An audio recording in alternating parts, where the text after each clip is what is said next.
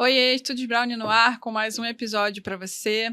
Hoje a gente está com um convidado aqui muito especial. Ele é pernambucano, mas mora aqui no Rio de Janeiro há um tempo. Para minha sorte, né? Porque eu vou conseguir entrevistar esse artista super talentoso. O nome dele é Jenner Neves, ele é pernambucano, fotógrafo e artista visual. Seu percurso criativo começou nas ruas de Salvador e hoje encontra inspiração na arquitetura urbana do Rio de Janeiro, onde vive desde 1985. Na sua infância, já ensaiava contato com as artes através da poesia e da criação de seus próprios brinquedos. Chique, né? Radicado no Rio, se apaixonou pela Cinemateca do MAN, onde estagiou e assistiu a quase todos os clássicos do cinema, desenvolvendo um profundo apreço pela sétima arte. Formado em comunicação, Jenner trabalhou com publicidade, design e direção de arte até descobrir na fotografia sua verdadeira vocação. Suas imagens nascem das ruas e capturam a essência do cotidiano urbano, refletindo um mundo de possibilidades e histórias não contadas. Influenciado pelos clássicos do cinema, Jenner desenvolveu uma linguagem visual que atravessa o tempo e agora se expande com a inovação da inteligência artificial. Aliás, ele foi premiado recentemente com um belíssimo trabalho, um ensaio Passado-Presente, Memórias de um Fotógrafo Quando Jovem, premiado no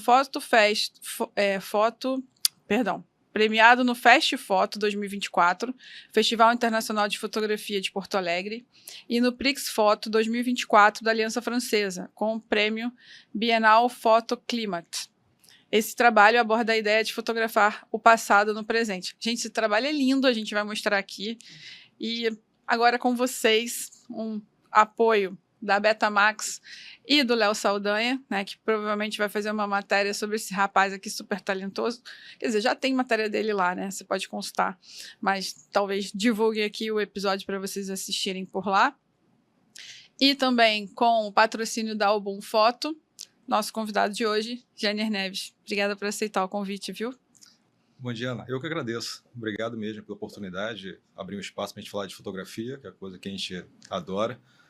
E um pouco de visibilidade para essa nova ferramenta, né, que é a inteligência artificial. Verdade. Conta um pouquinho da sua história, assim, da sua trajetória na fotografia, como é que tudo começou? Vamos lá. Eu costumo dizer que, na verdade, meu interesse maior se deu sempre pela imagem, antes da fotografia, né?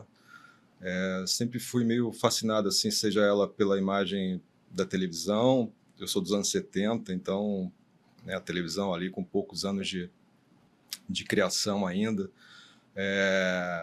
A parte gráfica sempre me chamou muita atenção. E aí, a parte da fotografia, efetivamente, ela veio quando eu fiz uma viagem a Machu Picchu, isso em 93, e eu e mais dois amigos, inclusive eu trabalhava aqui nesse prédio, a gente estava conversando sobre isso, né? Essa viagem nasceu daqui, a gente fez todo o planejamento, sem internet nem nada, de como ir para Machu Picchu em 7 dias, ir e voltar. E nisso... Vocês foram de ônibus? Fomos de ônibus, parte terrestre. Meu Deus, corajoso.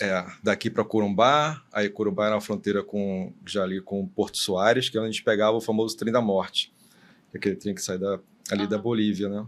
Sem iluminação, a gente já chegou no final do dia, deu problema porque a gente chegou, o ônibus atrasou, O ônibus quebrou por acaso? Não, mas aí o resultado muito ruim. Ah, tá. Mas a gente... Eram 7 amigos? 3 amigos. 3 amigos. Por acaso algum deles chamava Luiz? Não, era o Renato e o Marcos. Eu tenho um amigo que tem uma história parecida com isso. Com o ônibus também. Ele quebrou no outro trajeto. Depois que a gente pegou o trem, e aí o que eu queria falar é que a gente não passou pela imigração, isso deu um problema, que a gente não carimbou a entrada no país. E depois... Deu problema para voltar? Deu problema para voltar. Eita. E deu uma enxurrada no outro trajeto da viagem. Na verdade, não foi nenhum ônibus que quebrou, foi a ponte que caiu. A gente teve que voltar para o ponto de partida praticamente, né? Caraca. Ou seja, a gente tinha 7 dias, isso acabou virando, acho que 10 ou 12 dias. A família incomunicável, porque não tinha internet, não tinha nada, a ligação era muito cara, né? Nossa, imagina o desespero do pessoal aqui. A gente teve que fazer um zerinho a 1 hora para poder vender uma das câmeras que a gente tinha levado. Gente. Para poder vender, ter dinheiro para poder comer, que a gente não tinha mais dinheiro. A gente foi na época do dólar era 1 para 1. Então, $300 a gente calculou que estaria legal. Uhum. Só que com todos esses imprevistos, acabou, aí a família da gente teve que socorrer a gente, aí meu pai entrou no circuito, entrou em contato com a Varig, que existia ainda, comprou passagem para a gente só conseguiu um telefonema e falou, ó, vai para tal lugar, a gente foi, quando a gente viu, estava anunciando o nome da gente no alto-falante do aeroporto, que tinham... A gente nem sabia que tinham comprado as passagens, né? Pra gente poder voltar. Eu perdi, acho que 15 quilos, 12, 15 quilos nessa viagem. Caraca! Mas voltando para a fotografia, foi fantástico. Apesar de todos esses perrengues, foi onde eu percebi que você podia ser um documentarista ou poder registrar essas fotos. Eu nunca tinha saído do país, então uma nova cultura para mim, né? Conheci Bolívia, conheci o pessoal peruano, né? Machu Picchu e tudo mais, novas cores, né? Nova paleta de cores, nova luz. Enfim, foi isso tudo com a Trip, Olympus Trip 35. Muito legal. Então, você vendeu a sua? Quem foi que vendeu a Não, foi quem vendeu foi o Renato. Dá bem. Renato é fotógrafo ainda? Não. Aí, tava certo. Tinha que ser. Nós três éramos designers, que a gente trabalhava aqui junto. O Marcos, ele tinha uma Pentax Camil, não é isso? Acho que era, né? Não sei. Era uma Pentax Camil. Eu fui com a Olympus Trip e o Renato tinha uma, não sei se era, acho que o primórdio a saboneteira, né? Uhum. Aí foi mas era a prova d'água, era aquela amarelinha, bonita e tal. A gente conseguiu vender por uns $50, alguma coisa desse tipo, $30, mas deu pra gente pelo menos comer alguma coisa. Né? Não, e fotografia é história, né? Isso é muito legal, você ter essa história pra contar. Inclusive, eu tava, antes de você chegar aqui, tinha um outro podcast gravando aqui, eles são novos aqui no estúdio, e aí o Laje me chamou pra conhecê-los, né? E eles falam sobre storytelling. E eu falei, tudo a ver, né? Até convidei eles vão vir aqui no canal pra gravar um dia comigo. Porque faz sentido, né? Aí eu falei pra eles, olha, tem fotógrafo que coloca lá na bio, assim, que ele não é fotógrafo, que ele é um contador de história. Contador de história. Porque a gente conta histórias visuais, né? Exatamente, né? Ou seja, tem uma palavra meio batida e meio desgasta nesses últimos anos, assim, mas você trabalha em cima de uma narrativa, né? Verdade. Fotografia, antes de mais nada, ela é a linguagem, né? Então, você usa a linguagem para se expressar, para essa forma. Então, tem toda a parte do storytelling, a narrativa, retóricas, né? Muito bacana. E eu sei que você é um fotógrafo premiado, né? Já tem, aqui, como a gente falou aqui na apresentação, você já tem um trabalho com 2 prêmios logo de cara, assim. E foi feito com o IA, né? Uhum. Queria que você falasse um pouquinho sobre isso. Como que você enxerga a IA? Como é que surgiu essa ideia desse projeto? Vamos lá. Primeiro, como é que eu comecei a engatinhar na IA? Quando começou a vir aquela enxurrada toda de informação sobre a inteligência artificial, eu, como fotógrafo e artista visual, claro que me interessei, né?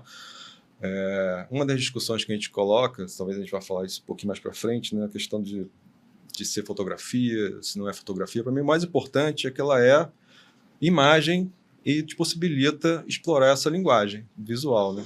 Então eu fui começar a engatinhar, experimentar, fazendo aqueles prompts super simples para ver que tipo de resultado viria. Eu faço parte de um grupo de discussão, de estudo, né, de fotografia, chamado Alfabetismo Visual. Conheço a Roberta. A Roberta Tavares, exatamente. Roberta já esteve aqui. Ah, legal. Eu fiz parte da primeira turma. Pô, que bacana. Então, tô lá com ela. Inclusive, ela agora está na Austrália. Caramba, Head On, acho que é Head On, que é um dos principais festivais que tem lá. E a gente está participando da exposição, né? Da exposição. Então, essa exposição, ela mudou um pouquinho, né? Eu participei dessa exposição aqui no Rio. Ah, foi? Quando ela fez no Jockey, ali na galeria do Oscar. Legal. Que é da Oscley, né? Uhum. A gente fez a parte lá. E ela fez uma sessão de bate-papo, eu fiz a mediação. Legal. E aí depois a gente foi para a exposição, para inauguração. Ficou bem bonito. Mas aí depois eu saí do alfabetismo, né? E é natural também que ela faça as atualizações do projeto. Lá tem um projeto que é o grupo de estudo do alfabetismo e tem a agência, né? A Alpha Agency. Também participei. Eu tô no grupo ainda do... Eu não conseguia dar conta. É muita coisa mesmo. Mas aí nesse grupo eu comecei através dos exercícios que tem, né? Dos temas propostos lá, eu comecei a apresentar alguma coisa de inteligência artificial, não ainda esse projeto que foi premiado.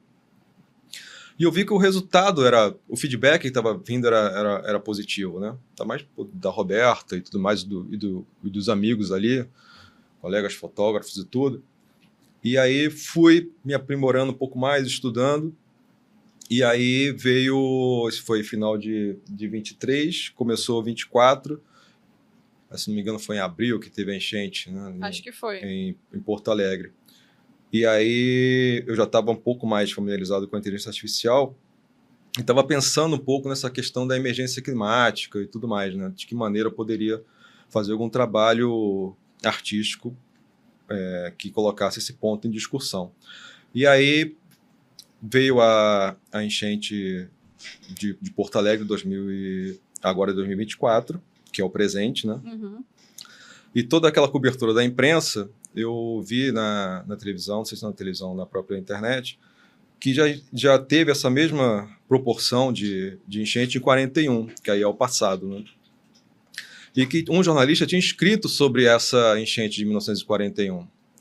E ele foi vítima, ele escreveu os livros, os exemplares, e foi vítima da enchente de 2024, porque o galpão onde tinha alguns exemplares ainda desses livros foi danificado, então os livros se perderam. Uhum. Assim, a própria casa dele também, a residência também foi atingida.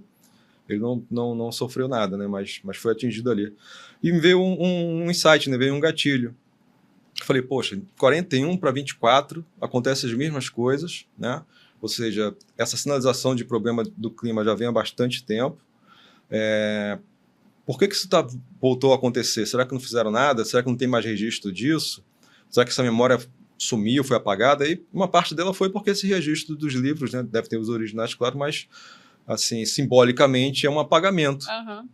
E aí veio o insight, ou seja, qual é a única ferramenta que eu tenho hoje disponível que eu possa fotografar o passado? E aí foi que eu fiz o projeto da inteligência artificial.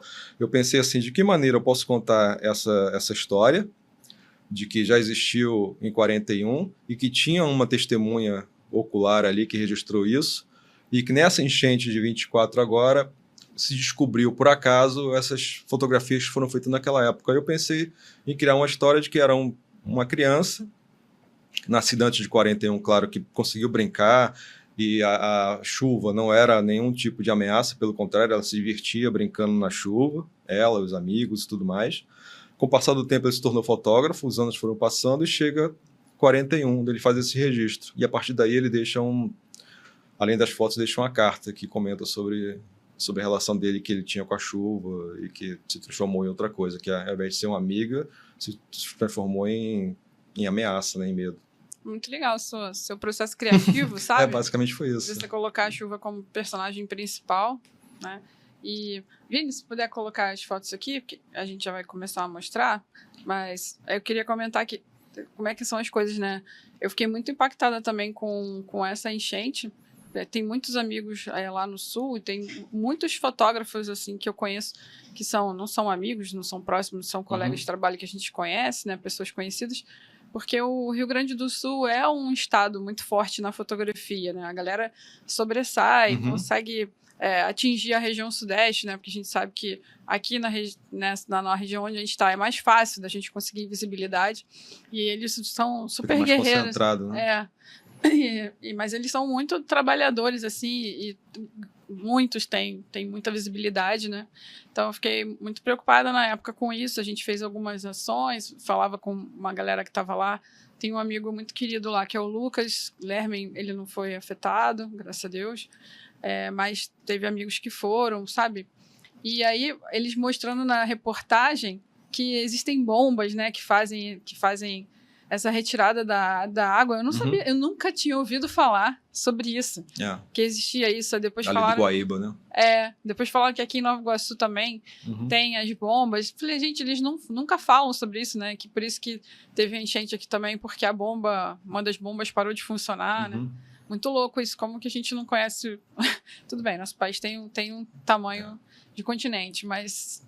E mesmo assim, com toda essa diversidade que eles tiveram, muitos colegas nossos lá foram afetados, perderam equipamento, mas mesmo assim eles foram à rua e fotografaram, né? Que era muito importante ter aquele registro, eles estavam lá. Teve gente que saiu daqui também, foi para lá para cobrir, né? Esse é outro papel da fotografia também, né? De alguma maneira, você iria ser voluntário, seja para alimento, água, ajudar a limpar e tudo, mas também ser voluntário de estar lá para registrar isso. Sim. De alguma maneira, das pessoas que estão passando por isso sentirem que tem alguém olhando o que elas estão passando, né? Verdade. Eu vi várias ações assim da galera, as encadernadoras também fizeram ações, né? Eles não são meus patrocinadores, mas vale ressaltar. Uhum. A GoImage fez muito apoio para eles, a Via Color também. A Via Color não foi afetada, mas ela oferecia água potável para quem quisesse buscar lá na fábrica. Eu achei isso super bacana, né? Porque nessas horas a gente precisa ter ajuda de todos os lados. Claro. O Lucas chegou a publicar nos grupos, né, que eles estavam fazendo uma ação voluntária para fotografar as pessoas, fazer retratos, para que elas pudessem refazer seus documentos, porque muita gente perdeu o documento. Então, realmente, é um povo que se ajuda e que, por isso que a gente vê que eles são diferentes, né, de muitas regiões que se reerguem rápido, né, voltam rápido. Mas voltando aqui para o seu trabalho, eu queria que você falasse um pouquinho sobre a questão, um pouco dessa questão do preconceito que alguns fotógrafos têm em relação à IA. E uma coisa que me chamou muita atenção no seu trabalho é que não parece IA, sabe? Porque a gente vê muita coisa hoje na internet que você olha e você fala assim, isso daí é IA, você já consegue identificar porque já tem uma linguagem, né? Ou então fica parecido com o trabalho de um outro fotógrafo.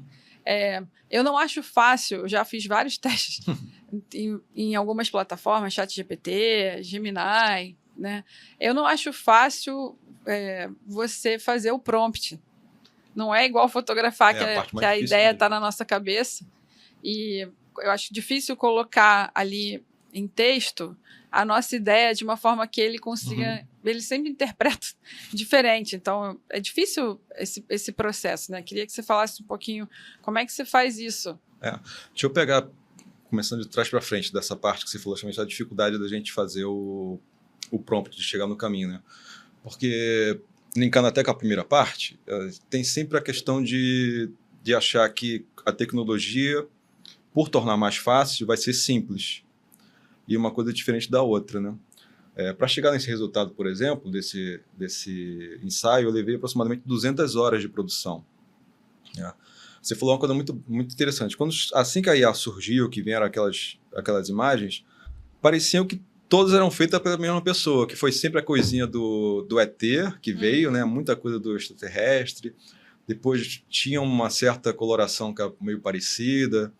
E eu entendo isso porque foi o início e as pessoas estavam experimentando e muito sem saber o que fazer com esse tipo de ferramenta, né? Nesse caso aqui, nesse tipo de produção, eu costumo usar o ChatGPT e o Midjourney juntos, né? O ChatGPT para me dar o embasamento da pesquisa, ou seja, eu estou fazendo um trabalho, ele é artístico, logo é ficcional, né? Mas em cima de uma realidade que aconteceu. Então, eu tinha que ter alguns parâmetros ali que dessem essa conexão, né? Então, eu pesquisei que tipo de câmera se usava no Brasil na década de 40. Eu pesquisei como é que era a parte de arquitetura daquela época, como é que eram as casas, do ponto de vista da construção visual que eu queria, da dramaticidade, de que tipo de adjetivos eu poderia usar, né, para vir a resposta. Por exemplo, esse tipo de enquadramento, né, tipo de vestimenta que tinha, que remetesse Você vê que não é uma coisa atual, né? Remete ao passado. Então, tem toda essa questão da pesquisa que se faz e do prompt.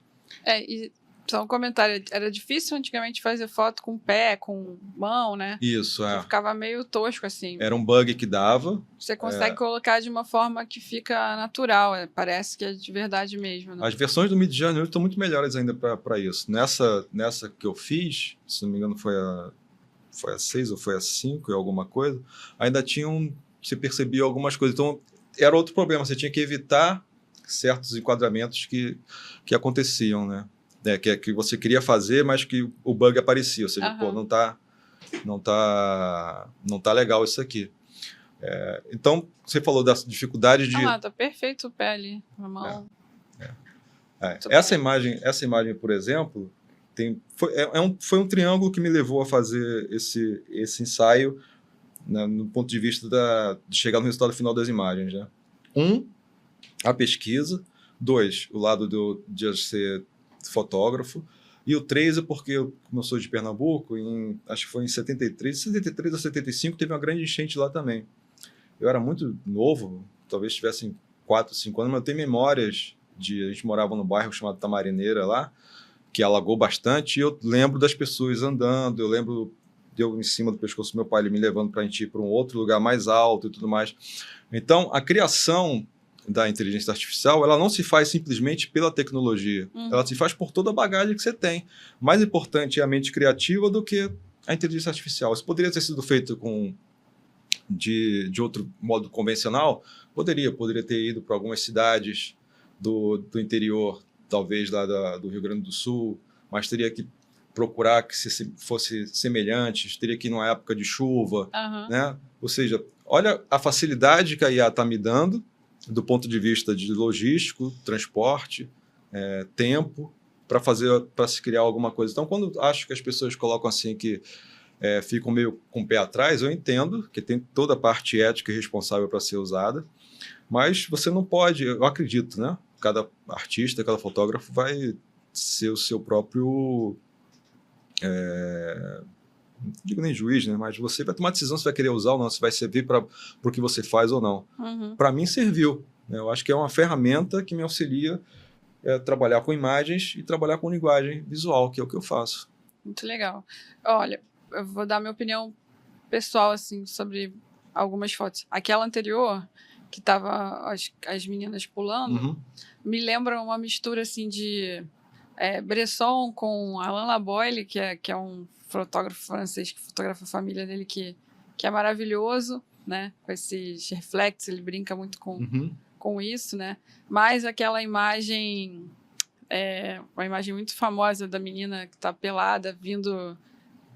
ai, gente, eu não vou lembrar o nome. Tem até um livro. Do Vietnã? Do Vietnã. Na Palma, ela acabou de ser bombardeada, ela vem... Exatamente, me lembra muito isso. Essa outra que tem a janela, a visão da janela com a mesa, me lembra o filme da Moça do Brinco de Pérola, né? Por causa da luz. Aí você vê que a gente vai viajando. Talvez a sua referência seja outra coisa, né? Mas como que conecta pra caramba. E assim, de todos os fotógrafos que eu já vi trabalhando com imagem artificial, os únicos que eu conheço que fazem de um jeito que é diferente, assim, original, que não parece inteligência artificial, ou parece, mas não é igual ao que a gente vê direto na internet, são você, o Bresson, que tem um trabalho lindo sobre carnaval, espetacular também, que ele mistura essas coisas de tempo. Eu fiz um workshop com ele. Ele tem um workshop sobre inteligência artificial? Ah, que irado, não sabia. Sou muito fã dele, quero muito entrevistar ele um dia. E o meu amigo... O Milton? Não, o meu amigo que é... Ai, meu Deus, Júnior Luz, que é o... O Júnior, ele teve no Paraty do ano passado, se não me engano, né? Só que o Júnior, ele é mais crítico, ele vai mais pro lado da caricatura, né? E aí ele... Não sei nem que ferramenta que ele usa. Mas deixa eu só pegar um gancho que você falou, Ana. Você falou assim, eu vi as fotos, eu vi referências que remeteram a outros fotógrafos, né? Referências minhas, né? Sim. Que me lembram... É nesse ponto que eu vou colocar para você, porque uma das críticas que se fazem da inteligência artificial, e basicamente voltada para a criação das imagens generativas, como ela foi feita, claro, de um banco de imagens, de milhões de imagens que já existiam, né? Aí as pessoas falam assim, poxa, tem um problema aí de ser plágio, né? E esse tipo de coisa. Realmente pode até acontecer isso de forma proposital se você quiser. Se no final de cada prompt desse aqui eu tivesse colocado like a, ou seja, fotografia tipo fotógrafo tal, né?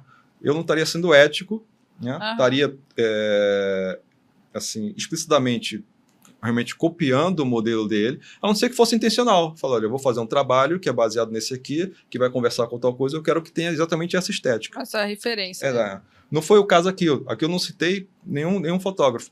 Mas essas referências que você falou, que algumas são das minhas também, é porque assim como a inteligência artificial ela é alimentada com imagens que tem luz, sombras, que tem tipo de composição, que tem todo o universo da fotografia, a gente, desde que do momento que a gente decidiu de alguma maneira, se expressar visualmente, a gente vem fazendo isso organicamente. Sim. Né? Se você for pegar os meus livros de fotografia, eu acho que eu tenho um único livro de técnica, e os outros livros são todos de referências de gente que eu admiro muito. Né? Você vê o pessoal aqui do Cine Fotoclube Bandeirantes, lá de São Paulo, Farcas, Geraldo Barros, é luz e sombra. Então, é impossível criar alguma coisa, seja na minha fotografia convencional e aqui, sem usar esse tipo de referência. Né?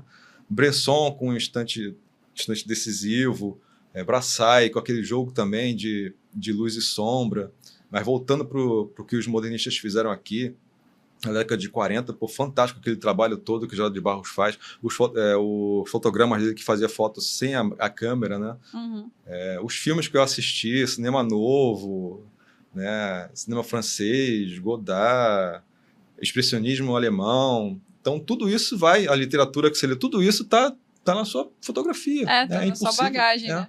Eu tenho um livro que eu sempre dou de presente para as pessoas, que eu gosto muito, porque ele fala sobre isso, sobre criatividade, né? Agora tá na moda a pessoa ensinar como vender, né? Mas, esse como na frente é sempre... como vender, como ganhar 10.000 em um mês. Né? Mas antigamente, né, quando eu comecei na fotografia, 10 anos atrás, a gente falava muito sobre criatividade. E tinha muita gente na época que tinha dificuldade com criatividade e que não se achava criativo. E aí tem um livro que é o Hobby como Artista, que ele fala muito sobre isso, de você... não é você fazer o plágio, não é você copiar, mas você ter referência, ter bagagem de vários lugares e você juntar e misturar aquilo tudo junto com a sua experiência de vida e criar outra coisa, né? Então, por isso que eu comentei ali, falei, tem o Bresson, tem isso aqui. Eu acho que é a junção de tudo que você viveu... Isso, exatamente. Que tá aí. E aí fica super bonito e faz sentido com a fotografia. Igual eu tava falando com os rapazes que estavam aqui, né? Que ele falou assim, eu não sei nada de fotografia, mas eu amo fotografia. Eu vejo uma cena, quero fotografar, meu celular não me retorna aquilo que eu tô vendo. Aí eu falei, porque você não sabe a técnica para executar. Até mesmo para fazer pelo celular, você vai ter que saber, né? Então, e inclusive, galera que gosta de participar de concurso... Tem muitas fotos que ganham concurso que se você conhece, se você estudou a história da arte ou se você tem uma bagagem um pouco parecida com aquele fotógrafo, você consegue saber até de onde veio a referência, o pensamento dele. Exatamente. Tem nomes de iluminação que vieram das belas artes. Exatamente. Né? A luz de janela veio, né? Estou esquecendo o nome do artista aqui agora. Caravaggio, que tem aquela... O Caravaggio, que é luz e sombra, o claro e escuro o tempo todo. Mas tem o famoso do triangulinho aqui, assim, no nariz, né? Aquele... sim, eu não vou lembrar o nome também. Daqui a pouco vem. Rembrandt, né? Luz de Rembrandt. E só para colocar um pouquinho mais de pimenta nessa discussão, todo mundo conhece o Picasso, né? Grande, não foi fotógrafo, não foi nada, mas grande artista. Inclusive fez trabalhos com fotógrafos, né? Que os fotógrafos fotografavam ele no ateliê. Aquele famoso light paint lá que ficou fantástico. Mas ele, até o último momento de vida dele, se não me engano, ele morreu com 92 anos, ele estava pintando em cima estava rascunhando em cima da obra do... Cara, mas que era As Meninas. Eu vou lembrar depois o nome do artista que foi. Mas ele era colecionador de arte, ele tinha muita ligação com a arte africana. Então, os estudiosos da arte do Picasso falam isso, ele bebeu em outras fontes para criar a genialidade que ele tinha, né? Mas ali não foi do nada, assim, tipo, ele olhou uma coisa e falou, vou fazer dessa forma, porque ele tinha aquele universo todo à disposição dele. É verdade. E a gente, acho que falta de inteligência não fazer isso, sabe? A gente pensar que o que a gente está fazendo não foi feito. A fotografia, se não me engano, em 26 completa 200 anos. Né? Aí você vai pegar fotos que foram feitas na década de 20, 30 e fala assim, caraca, o cara já fez isso. Né? São fotos fantásticas, vários movimentos, pictorismo, surrealismo, o construtivismo russo que teve. Cara, coisas fantásticas já foram feitas. Tem foto do Dom Pedro aqui na Biblioteca Nacional, que ele estava com dupla exposição. Eu até perguntei para o meu professor, que foi gerente lá da Biblioteca Nacional. Falei, professor, ele que fez aquela foto, era autorretrato? Ele falou, não, Ana, foi um fotógrafo que fez.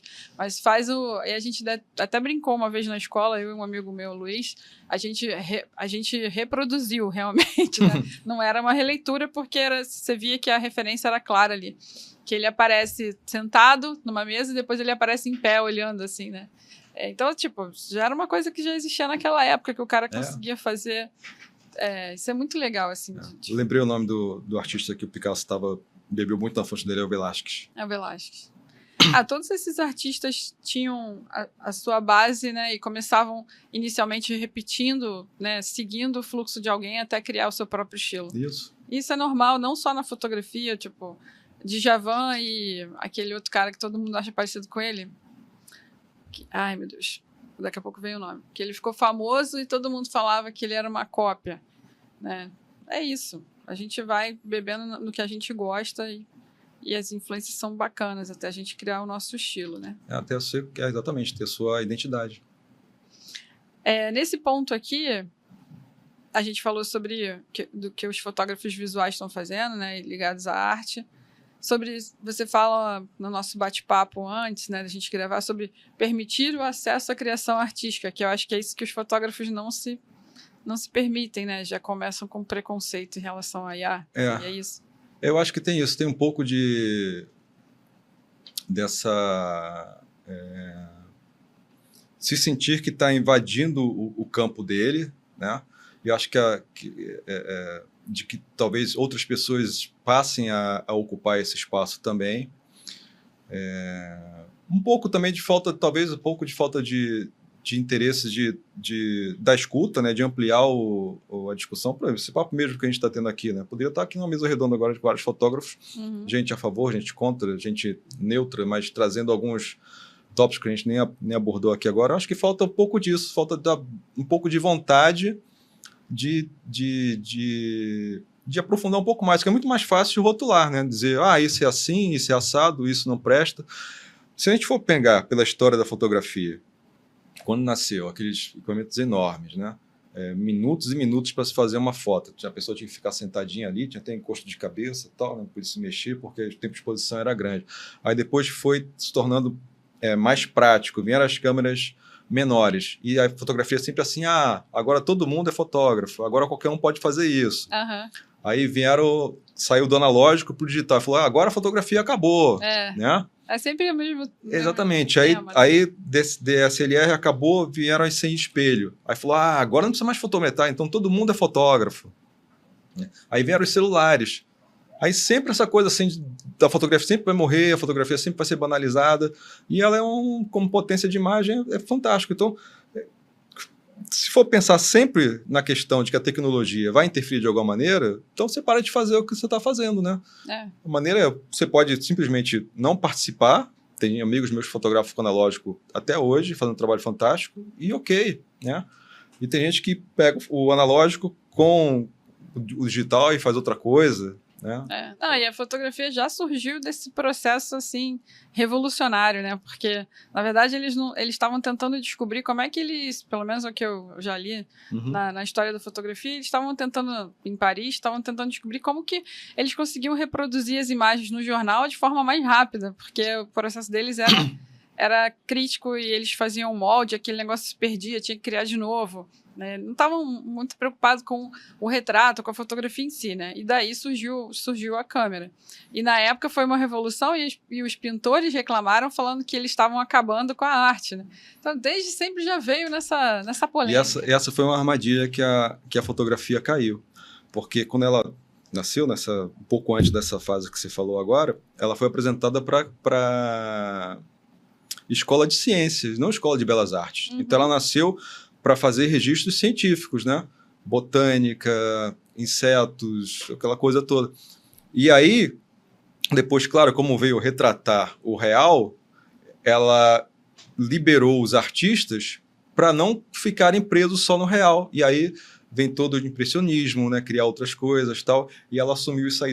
Quando ela foi se dar conta de que ela poderia ser também uma linguagem artística, né, que veio o pictorismo e tudo mais depois, levou-se tempo e demorou para ser aceito como arte. Né? Você vê que a fotografia só veio a ter valor como artístico, se for olhar pelo que ela tem de história desde que nasceu, há pouco tempo. Né?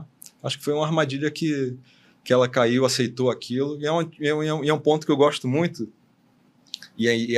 para mim, no meu caso, de processo criativo, ajuda, é porque a discussão de se fotografia é realidade ou não é um pano para manga danado, né?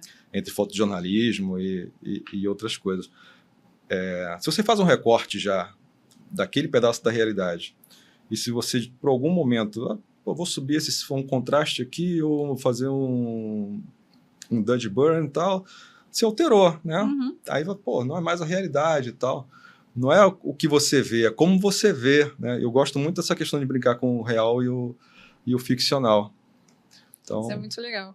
Eu fiz um episódio sozinha sobre isso, mostrando uma aula que eu costumo dar para os alunos, falando justamente sobre isso. Primeiro sobre criatividade, que eu mostro alguns retratos e as referências de onde eles vieram. Alguns eu tenho certeza que vieram, outros eu acho que são suposições minhas, baseado nas minhas referências, né? Também que é legal de mostrar e perguntar para a pessoa o que ela acha, né? Se ela vê outra coisa.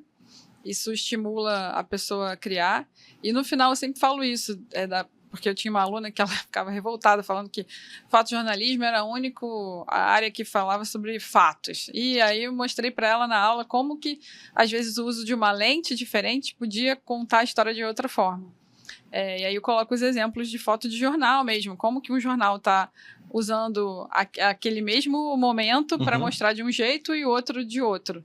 Né? Até a mesma foto do daguerreótipo, a primeira foto, que na praça, era uma praça super movimentada, não tem ninguém na praça, só tem um cara com Pelo o pé. tempo de exposição, né? Ele estava engraxando os sapatos também. Exatamente, deve ter ficado uns 15 minutos ali parado para sair na foto, porque os carros não pegaram, né? Então, isso também é legal assim, de mostrar para a galera, né?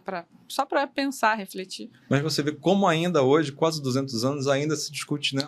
E dá pano para manga, e dá subsídios para a gente criar. Acho que isso é fantástico. Ou seja, a fotografia vai viver durante muitos e muitos anos, não é?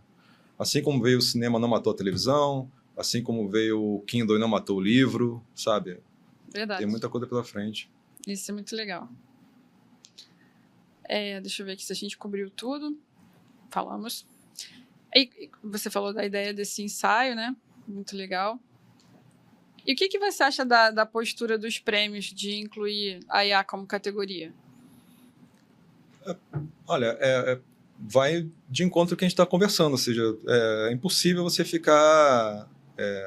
se são concursos, né, que realmente tem um compromisso com a imagem em si, como a linguagem visual, como você consegue se expressar sem ser por palavras ali com a fotografia, e cada concurso tem sua característica, né? Às vezes dá um tema, às vezes é tema livre e tudo. Acho que é impossível se fechar para isso. Mas eu acho que o mais importante também, não mais, né? Mas tão importante quanto os concursos como o Fast Photo, o Prix, né? Que foram o que premiou esse ensaio, são as próprias instituições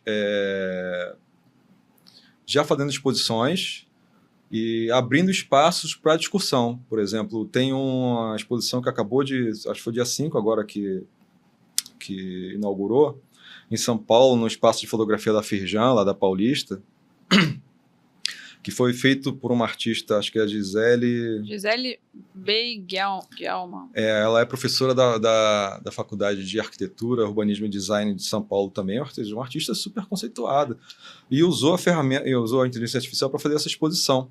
Então se chama... Aqui você tinha me mandado como referência Centro Cultural Fiesp. Isso, Você falou Firjan mesmo. Firjan não, desculpa, é Fiesp, Tá. Desculpa.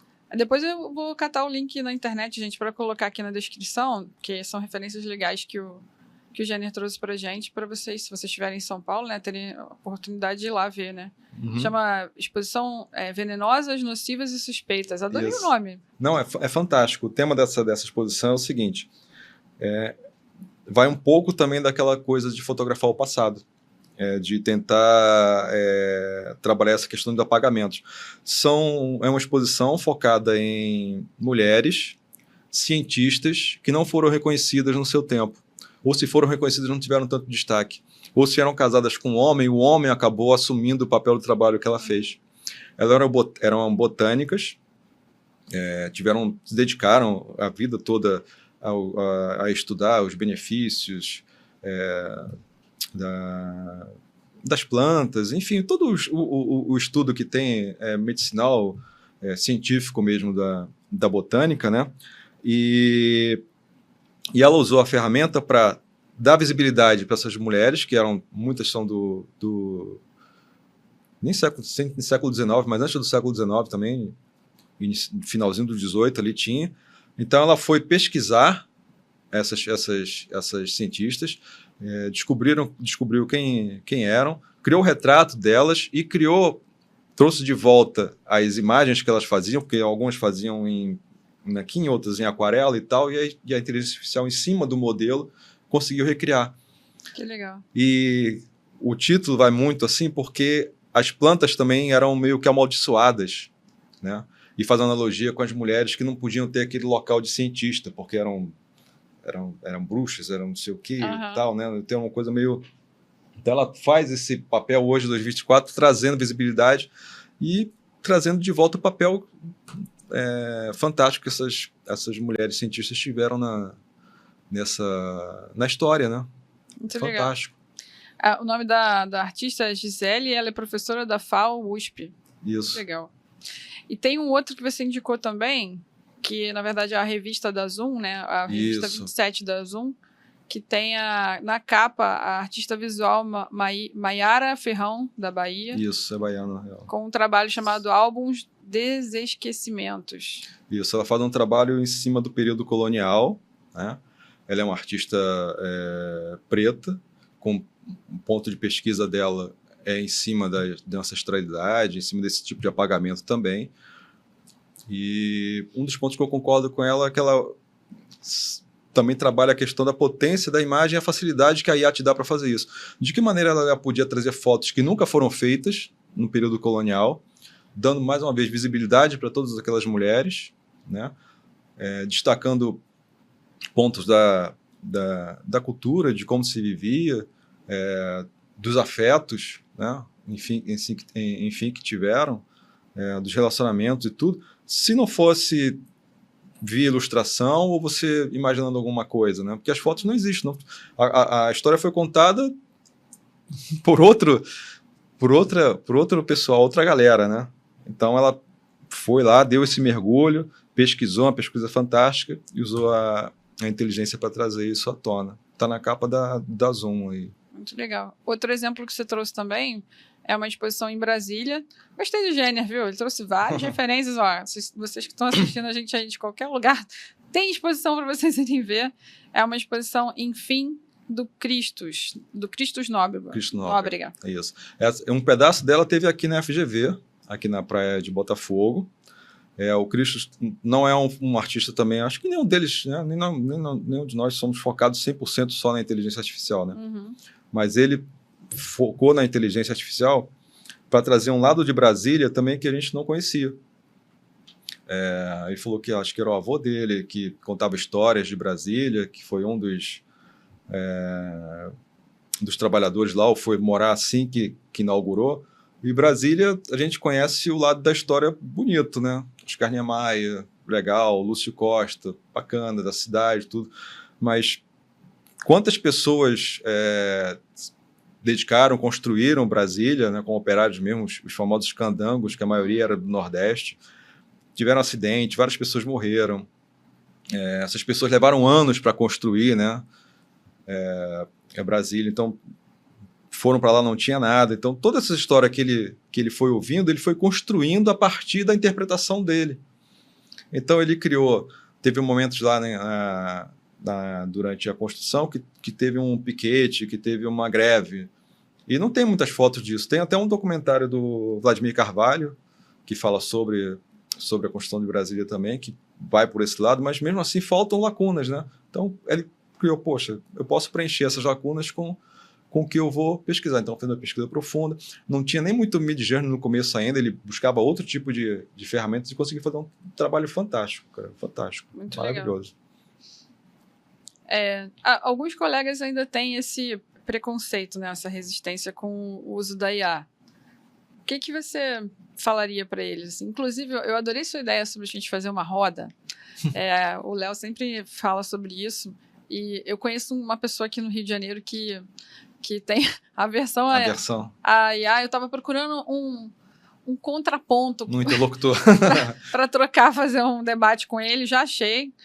Jenner com certeza vai voltar aqui se ele aceitar o convite para a gente conversar com essa figura, que eu acho que vai ser um papo interessante.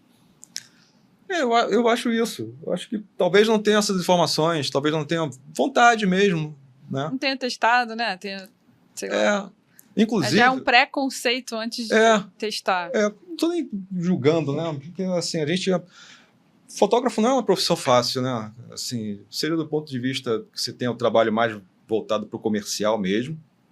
E aí, dependendo do que você faça, fine art, casamentos, né? Eventos, enfim, retrato, é puxado mesmo. Então, talvez, quando vem uma coisa desse tipo, você está tão focado na tua ilha ali, na tua bolha, que você não... Então, tentar dar uma respirada e prestar atenção, conversar com outros, ter uma interlocução, acho que é importante demais. Acho que tem um amor também à nossa profissão, ao que a gente faz, um apego, assim, porque, na verdade, para muitas pessoas a fotografia é só uma ferramenta. Inclusive, tem eu ia falar fotógrafa, ela não é fotógrafa, uma artista visual que eu sou muito fã, que é a Rosângela Renaud. Um dia que eu tiver chique, ganhando muito patrocínio aqui, eu vou bancar a vinda dela aqui, que eu sou muito fã, e ela sempre fez trabalhos artísticos com fotografia. E há um tempo que eu não vejo nada dela, provavelmente ela deve estar estudando alguma coisa de IA e em algum momento ela vai aparecer com um trabalho, essa mulher é sensacional, sou muito fã. Enfim, eu acho que é isso, né? É ferramenta.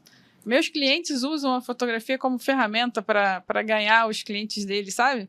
Eles me contratam para fotografar os bastidores do evento deles, porque eles precisam de divulgação, todo mundo precisa de foto para se divulgar. E eles oferecem isso como presente para o cliente. Falam, olha, eu vou fazer esse treinamento aqui, trouxe a minha funcionária que vai... Eles me chamam de funcionária. Minha funcionária que vai fotografar aqui para mim, para eu poder fazer essa divulgação no LinkedIn, mas eu vou te dar umas fotos também para você usar na sua intranet. E aí ele usa aquelas fotos ali do time para poder a pessoa colocar no Instagram. Então, ele faz uso do nosso trabalho também como ferramenta para melhorar o dele, sabe? E eu sei que algumas pessoas podem ficar incomodadas, mas eu acho que faz parte do processo. Que a inteligência artificial vai impactar, isso chovendo molhado, vai impactar, né? Não só na profissão da fotografia, no audiovisual, muitas profissões vão acabar, assim como acabaram outras tantas, né? Sem ser com IA, outras tecnologias que vieram. E um ponto que eu queria levantar aqui, que eu acho que é importante também, a gente está falando assim, poxa, vai ser contra, vai ser a favor. Acho que o importante é a discussão. Mas eu acho que também importante é ver se a gente não replica o modelo que vem sendo construído há anos e anos, que é você de exclusão, né? Ou seja, a IA está aí disponível? Está, mas para quem? Por exemplo, no Midjourney. Midjourney eu pago, né? Eu gastei 200 horas ali, eu tive um investimento para fazer aquele material. O ChatGPT também é pago. Também se você quiser mais funcionalidade. Isso. Né? Então, para você ser um fotógrafo, você tem que ter equipamento? Tem que ter equipamento. Então, grana, né? Você tem que estudar, fazer curso, aprender. Então, a inteligência artificial está à disposição, mas também está meio nichada, né? Ou seja, você não está abrindo acesso para todo mundo. Então, acho que o mais importante nesse sentido é talvez a gente não permitir que fique tão fechado, que seja amplo. Se tantas pessoas vão ser impactadas, eu acho que essas tantas pessoas têm que ter acesso à ferramenta. Ou seja, gente que não tem condição de ter um equipamento caro, não sei o que, mas ela, se tiver acesso à inteligência artificial, poder criar alguma coisa que isso vá monetizar de alguma forma, né? Ou que ela entre no mercado de trabalho. O audiovisual hoje, sem inteligência artificial, né? Vai ser... A gente está falando de inteligência artificial, mas tem gente que não tem nem internet ainda, gente. Exatamente, Então, democratizar o acesso. Ou seja, um garoto que está numa escola, sabe, que não tem nem internet, não tem isso, não vai ter acesso, ele vai chegar no mercado de trabalho e vai estar perdido. Então, tenta chegar esse tipo de informação, esse tipo de tecnologia o mais cedo possível para essas pessoas, que elas possam se capacitar, estarem por dentro do que a gente está conversando, possa criar, possa estar apta para disputar né, o mercado de trabalho de alguma maneira. Muito legal. Tem toda a razão. Você tinha falado uma coisa de ética também, eu lembrei, depois esqueci, porque eu sou pisciana, né? Então é assim, vai e volta. Eu lembrei de... Meu marido trabalha no ramo da música. E ele estava falando que hoje eles têm software de inteligência artificial para varrer a rede, né, a internet, e achar músicas que foram plagiadas, tanto na letra quanto na melodia. E que isso é fácil de achar, porque hoje em dia o pessoal cria com inteligência artificial uma música em poucos minutos, e agora eles têm essa ferramenta para se proteger também em relação aos direitos autorais. Então, é só um exemplo de que não é só... É um lado positivo, né? Não é só na nossa área que existe isso. E eu digo positivo no sentido de que é negativo porque estão usando para plagiar, mas positivo que está usando a própria ferramenta para também identificar onde é que está esse tipo de delito, esse tipo de má-fé, né? E isso vai ter em qualquer área, né? Não tem jeito. A gente não é exclusivo. Eu acho que tem que ter ética e responsabilidade em qualquer ramo que você vai seguir, independente da inteligência artificial, né? A inteligência artificial, claro, que é uma coisa que usada pelo lado do mal, né? Ou seja, intencionalmente má fé, vai impactar muitas pessoas. Então, quanto mais discussão tiver, melhor, né? Eu sou a favor da regulamentação, sou a favor de não só da IA, mas da internet, né? Veio aquela velha história, um clichê, mas não é terra de ninguém. Não pode ser terra de ninguém, né? O que você faz lá é a mesma coisa que você faz aqui. Aqui não tem direitos e deveres, lá deve ter a mesma coisa. Então, eu sou a favor disso. Verdade. Inclusive, vou fazer um adendo aqui, uma pausa sobre inteligência artificial do nosso patrocinador, né? O nosso patrocinador, ele tem tanto o ProSite, que a pessoa pode criar o site dele lá, e aí eles usam inteligência artificial para poder fazer os textos do blog, que era a maior desculpa que os fotógrafos tinham de não ter site, é porque tinha preguiça de escrever. E realmente o blog te ajuda a ser encontrado no Google, porque o Google sempre pesquisou por texto, e agora eles estão trabalhando para você poder pesquisar melhor por imagem, mas sempre foi por texto. Então, quanto mais texto, conteúdo você tiver ali... O SEO, né? É o SEO, né? O famoso SEO, e o SEO da Album é muito bom, mais fácil você vai ser encontrado. E agora não tem desculpa, porque ele tem inteligência artificial, você diz o que você quer, ele faz o texto, você tem que revisar, tá, gente? Porque às vezes ele inventa umas coisas nada a ver, que faz parte, né, da inteligência artificial. Você tem que olhar, não é um... Mas sabe uma coisa interessante também, Ana? É que você consegue... Eu falei que eu uso... Desculpa, o GPT e o Midjourney, né? O GPT, às vezes, eu também uso para fazer algum tipo de texto, ou para me ajudar. Eu coloco uma imagem e falo... a partir dessa imagem, com base em tal coisa, faça uma análise crítica, né, sobre isso. E aí ele me dá. Ele faz até de site, de Instagram, não faz? Eu já testei. E você pode treinar ele, você pode alimentar ele com documentos que façam sentido para você, né? E você pode também fazer com que ele tenha... Não vai ser... Claro, gente, né? A gente é humano e outra coisa é uma máquina que está sendo treinada. Mas ele pode se aproximar muito do seu tom de escrita, do seu perfil de escrita. Claro, você vai fazer aquilo ali, vai dizer que não gostou, né? Vai dar algum texto de referência, ele vai estudar mais ou menos como você, porque se você for olhar uma composição de um texto, né, assim como a composição de uma imagem, tem certos padrões que vão se repetir, né? Palavras que você usa, que tipo de entonação você dá, que tipo de pontuação. Então, vai se aproximando. Você pode usar para fazer pelo menos um ponto de partida para depois você corrigir aquele texto. Verdade. Eu uso bastante. Às vezes eu faço um texto falando do convidado aqui e aí depois eu peço para ele corrigir, melhorar, sabe, o que tá. Aí às vezes ele faz umas coisas que não nada a ver, aí eu falo, não era isso que eu queria. E às vezes ele acerta, aí fica certinho assim, era isso. No modo pago, você tem como criar o seu GPT, né? Então você pode colocar, de repente, técnicas redacionais que você gosta. Eu vou falar do meu caso especificamente. Eu tenho um criado para ele se comportar como se fosse um curador. Ah, que legal. Então, claro que ele não vai ser um curador, né, gente? Assim, até porque a exposição tem a parte da curadoria que seleciona as fotos, depois tem de fazer o texto, depois tem a parte expositiva, e isso tudo vai mudando no decorrer, porque tem o espaço, tem a questão de talvez de imprevistos que aconteçam e tal, mas, falei, ele vai poder te dar um norte, né? Então eu alimento ele com coisas que acho interessantes para mim. Eu coloco muita questão, pelo menos tem muito na minha fotografia, a questão de psicanálise, de filosofia, de história da arte, técnicas de curadoria, textos de curadores que já escreveram, textos de artistas sobre tais artistas, né? Tudo isso para ele, na hora que ele for buscar, eu falo, com base nisso aqui, me dê uma visão crítica. Eu gosto muito de usar essa questão, uma visão crítica. A partir disso, ele vai, às vezes, te detona. Né? Às vezes não vem coisa positiva. Às vezes ele analisa e fala, eita, tem que melhorar. Melhorou um pouco, às vezes assim, ó, não está assim, o que eu posso sugerir coisas, você fala, pode sugerir, você vai dialogando. Ele funciona como interlocução. Sim. Porque muitas das coisas que a gente passa também é um trabalho meio solitário, né? Ou seja, eu trabalhei 200 horas ali, mostrei no começo para o pessoal do alfabetismo, depois não mais, e praticamente era eu diante do computador fazendo. Então, precisava ter algum tipo de retorno ali, né, do que eu estava fazendo sobre isso. Muito bacana. Com as suas fotografias, você usa alguma ferramenta que tem inteligência artificial? Quer dizer, o Photoshop hoje o Lightroom tem, mas você chega a usar essas ferramentas que estão disponíveis lá? Ou você usa alguma outra ferramenta de fora que usa inteligência artificial para tratar as fotos? Eu estou usando outra inteligência artificial para fazer upscale, porque o Midjourney ainda faz um upscale, mas não para você imprimir isso num tamanho grande. Essa da... e você falou na entrevista com o Léo, né, que você fez uma impressão grandona, né? Foi quase 1 metro, foi 90 por 60, essa da exposição que foi feita no Fast Photo. Qual é o software que você usa? Pode falar? Caramba. Se você lembrar. Enhanced IO ou alguma coisa desse tipo. Depois eu posso te passar, mas tem vários já que funcionam muito bem. Tem um antigo que funcionava para fine art, que fotografava paisagem, que usava ele, que é o Gigapix, Giga alguma coisa.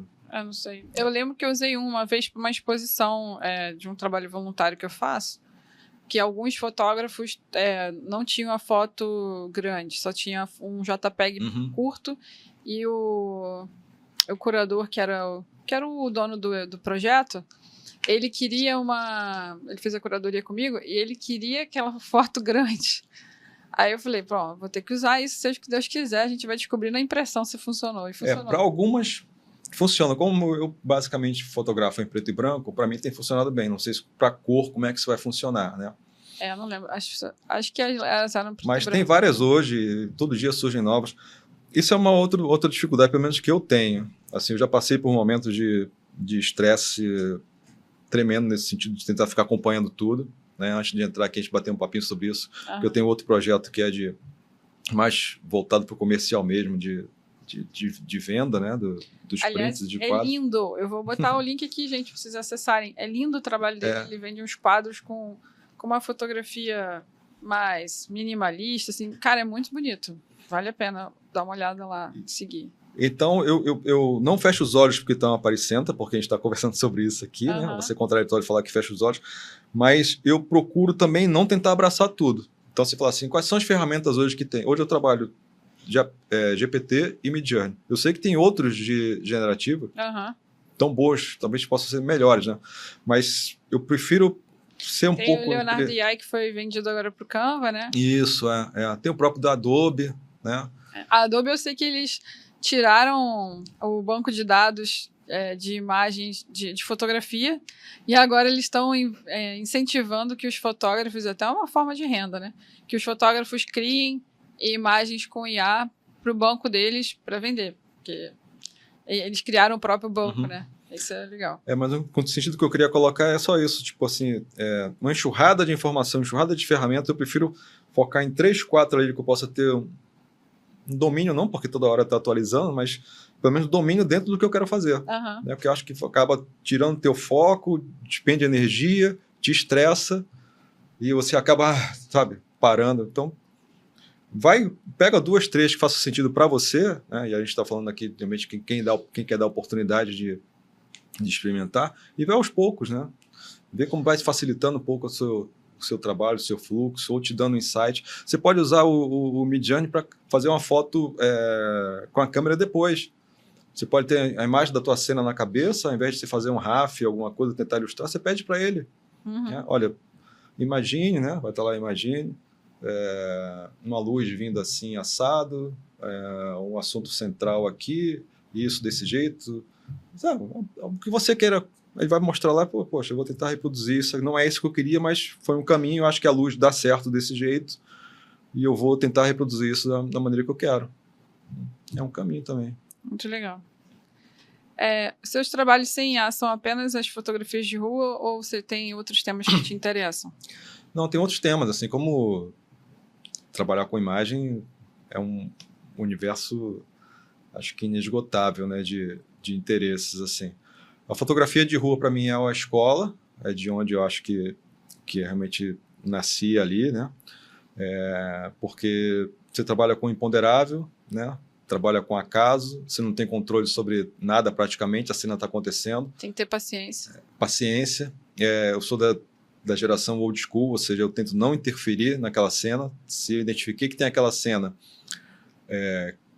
ela pode estar ali de imediato já acontecendo, e aí faz o clique logo rápido. Ou você acha que de repente vai entrar uma luz melhor, ou você acha que aquele teu personagem que você identificou, ele pode fazer uma ação, então aí entra paciência pra caramba, né? Então, ela como base para outros tipos de atividade fotográfica que você faça, eu acho que é fantástica. Mas eu tenho um trabalho também, não é fotografia de rua, mas acontece na rua, que é o abstrato nosso de cada dia. Vini, pode abrir essa pastinha? Que eu te falei. Que eu enxergo a rua um pouco como... Essa é fotografia de rua, né? Essa é foto de carnaval. Aí eu vou aproveitar esse gancho para mostrar que também, assim, você não perde a identidade por estar usando a inteligência artificial também. Se você for olhar as fotos que eu tenho hoje de inteligência artificial com as que eu faço no modo convencional, faz sentido. Elas se comunicam, né, dialogam ali. Né? Tem a sua linguagem, né? Então, se você tem medo de que isso vai perder sua identidade ou alguma coisa desse tipo, você pode treinar também a inteligência para seguir o teu perfil. E aí apaga totalmente o plágio, né? Se você tem essa ideia, vou estar plagiando, está plagiando você mesmo, que aí sim você tem suas referências e aí, né, cada um com a sua. Fotografia de rua também. Tem sempre muito forte a luz e a sombra, né? Luz PB. e sombra, o jogo é PB. Um personagem central. Nossa! Gostei da fantasia do cara. Você fica em loop ali e fala, cara, é o Batman. É um bipolar, né? Muito louco. Mas o olhar dele ali também tá super expressivo. Fotografia de rua. Nada disso é IA, tá, gente? Vocês estão olhando. Isso é uma feira que tem na rua do meu trabalho. E aí a questão também disso, de você estar observando, né, o que está acontecendo. Você tem... Isso que eu gosto da fotografia. Enquadramento, as molduras. É um recortezão, né? Você fica viajando ali. Uma cena simples, banal, de uma pessoa vendendo... Não sei se ela está vendendo ali, acho que é fruta ou é legumes, alguma coisa desse tipo. Ai, que lindo. Fotografia de rua.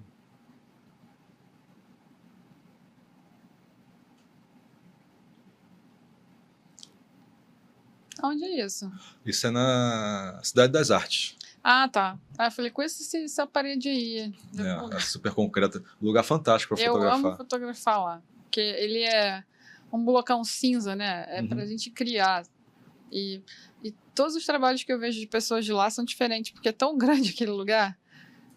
Essa luz estava lindíssima. Tem várias maneiras de se ver também. Essa luz estava lindíssima. Eu acho que já tinha anoitecido. Pode passar. A pessoa estava subindo. Eu achei que era pôr do sol ali. Ele bate umas luzes diferentes, né? Nossa, bonito. Essa foi premiada no Brasília Photo Show. Acho que é isso, né? Cara, parece um boneco, né? Um manequim. Eu tento trabalhar essa questão de não entregar tudo de mão beijada, né? De ter um pouco de mistério. Eu amo isso, que aí você fica viajando na história ali, tentando imaginar. Eu fico tentando imaginar o que são essas pessoas, o que elas estavam fazendo ali. A fotografia de rua, eu vejo muito isso como pequenas pílulas assim, de crônicas, né? Crônicas urbanas, crônicas... Uau. Aí, de novo, o reflexo, ó, bem parecido com a foto que ele fez com o Iá, tá vendo? Como é que é o jeito dele. Isso foi no celular. Isso não é em estúdio, isso foi uma foto feita no metrô. Caraca. Gosto muito da composição de... Isso é onde? É uma igreja? Isso é a Igreja da Matriz em Paraty. Ah, tá. Tu fica lá dentro só espreita, esperando. Porque foi aquela coisa da escola da fotografia de rua, né? Você vai criando os seus repertórios já, assim. Você já, tipo, sabe quando você alerta o sinal, tipo, opa, alguma coisa pode acontecer ali. Então, fica esperando a cena. É essa paciência que eu tenho que trabalhar. Essa também é Paraty, é outra igreja. Essa aí eu acho que dá para viajar bastante. É uma das minhas últimas fotos assim preferidas. O cara tá de chapéu, primeiro tá de chapéu na igreja. Que dizem que não é bom, que não é permitido, né? Mas ele ficou, né? E tá olhando para algum lugar, não sei se é para o altar, tal, ele tá sozinho e pode estar rezando, né? Pode estar agradecendo, sei lá. É muita viagem mesmo. Fica a tua interpretação, né? As fotos, eu gosto disso, de deixar as fotos abertas. Muito Mas voltando para você ter me perguntado do abstrato nosso de cada dia, né? Foi o que me levou para expor na galeria do Gabriel Wakebold.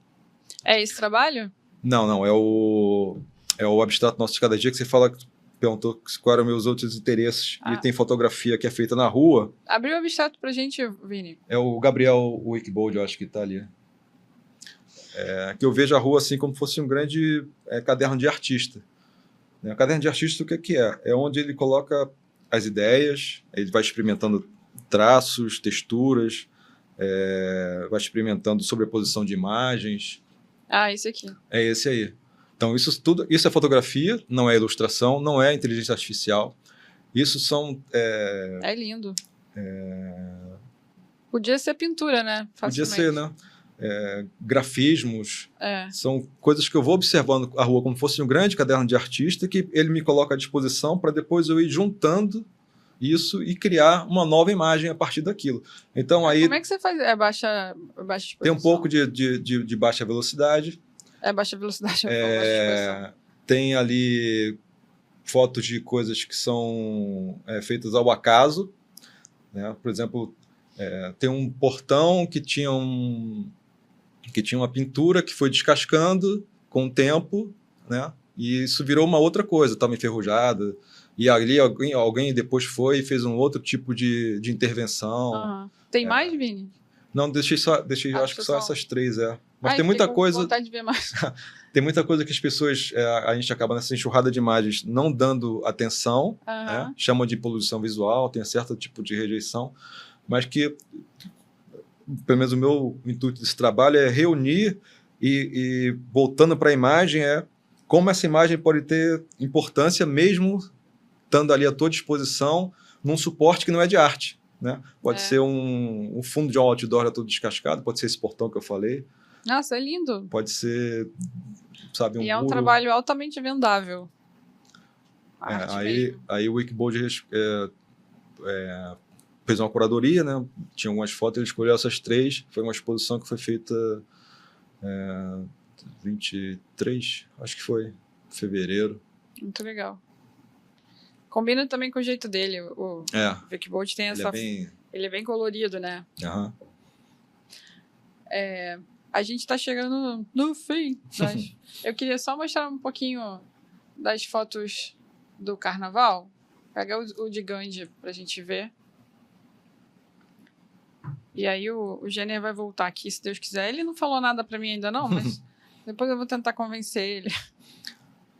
Eu tenho uma ligação, acho que já há um tempinho com o carnaval. Você falou que eu era sério aqui quando cheguei, a gente foi tirar foto e tudo, né? Depois a gente vai se soltando, mas eu sou batuqueiro. Você sai no bloco?